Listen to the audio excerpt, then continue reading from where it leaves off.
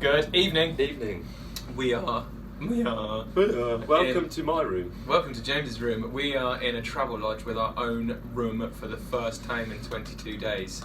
Finally, I'm getting away from this guy after so long on the road. So no, it's really nice to have our own room for the evening. We have showered. We still don't smell like we should after a shower because I think it's going to take quite a few, but definitely feel a lot better than what we did. Yeah, kind of need a couple of bottles of bleach, but we'll sort that out when we get back. That's just waiting in the pack. So. Yeah, how are we doing? We've been doing well though, haven't we? Yeah, I mean today was a slog. Undeniably, I woke up with a bit of a twang behind my knee. Yesterday in the fells, like no regrets whatsoever, but obviously I paid the price a bit first thing in the morning.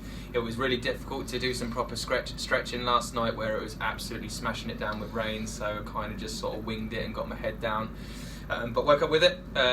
Where did we decide to go? Yeah. Where did we go in the end? We originally wanted to follow the Lancaster Canal from Kendal to Lancaster, except it's filled in.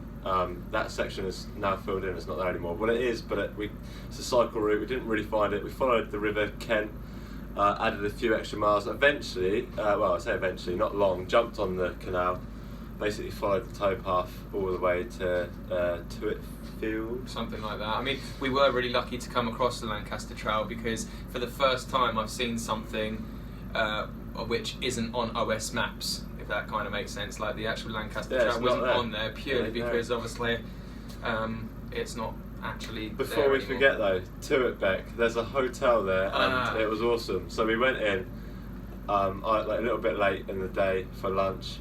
Kitchen's closed, they're not serving, so we're like, shit, we had no food, no shops about. And then they got chatting to us about what we were doing, and then one of the managers goes off, is like, I'll get you some leftover buffet food. So it turns out there's a funeral earlier that day. They had an amazing buffet, and then came out with 2 stacked plates that we could barely finish. And then a massive handful of sausage rolls after as well. So that was awesome, and if you're watching, Rob and your colleague that helped us out, then thank you, because I don't think we would have made it to Lancaster without those calories.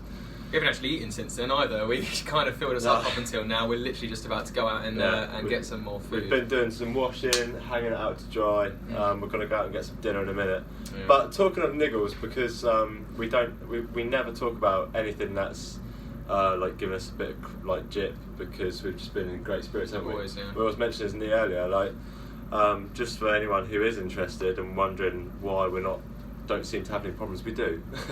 Our feet are swollen, blistered, knees. My knee was swollen for a couple of weeks, it's gone right down now, hasn't it? But we're getting the twangs every day, but we're just managing them well. You don't have a choice. It's easy when you're training to go, oh, I've got a pain in my knee, I'm not going to run for a week or whatever, but we don't get that option out here. We just carry on, and your body soon just gets used to it, doesn't it? Yeah, I mean, as James said, like yesterday's video, sort of saying how we're kind of like mind blown with generally just how kind of strong that we're feeling. As James just said, you know, we're strong up here, like super strong in the mind. Like morale is always high. If we do have a niggle, it's not a case that we'll both go, oh no, we've got a problem, we need to stop. It's just a case of self-management, doing what you've got to do, stop and doing a certain stretch, maybe having a break for 5 minutes, break it up with a little bit of walking. You know, you just got to be strategic with your weights really, because otherwise, you know, we won't be so happy at the end of the day when we do these videos. Yeah, so sure. We definitely do have problems, definitely, and the days are really, really tough. For me, today was a slog. The miles just kept going and going. When we thought we were near the end, we checked Google, and then it turned out we was actually still a bit further away. Obviously, you know, we still want to get the miles done, but just at certain times where it's smashing down with rain, and obviously you're feeling certain things that personally I've never really felt before.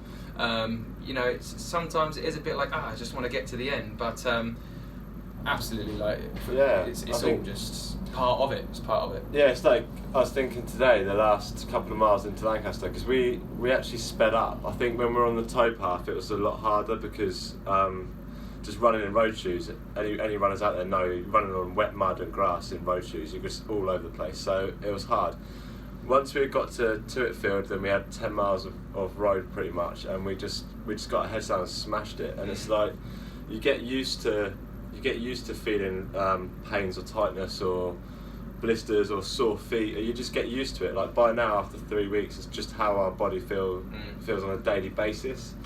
It's strange, isn't it? Yeah, but overall, although we are feeling like how we've just explained, like it doesn't change anything. You know, we both still feel really strong because, you know, you have to be like that. You have to think like that. If anything, I'd say both of us are fitter and stronger now than we were when we started, and probably any other time in our lives. Yeah, definitely. Despite the niggles, but yeah, we've had these little niggles since we started, like day 1, day 2, the first couple of weeks when things were really swelling up as well, and yeah, well, look what we're doing. So it's crazy. But yeah, it was good to talk about it for once, because I know a lot of people been messaging, like family, friends, like I don't know how you're doing it, especially when training was difficult, particularly I think for me with injury and stuff last year. So yeah, this is how we're doing it. We're just getting on with it, and I think, like Will said, the fact that we are having the time of our lives, and this meant so much to us originally, and nothing was going to stop us, or nothing that we faced yet has come anywhere close to stopping us. So yeah, the thing to us is, overall, I think failure is just an impossibility. There's so many reasons why we want this, and no reason why we can't finish, obviously, unless something serious happens. But you know, stay strong. There's always a way. There's 2 of us. We've got two heads, 2 sets of legs. We'll get there. But yeah, so that's enough moaning about. It's really hot in your room. Yeah, it's the heat is really drying my clothes. Yeah, that's enough about moaning about blisters and everything else. Whilst we're here having a long old chat with you guys, we say it all the time, but it really means so much to us for the donations.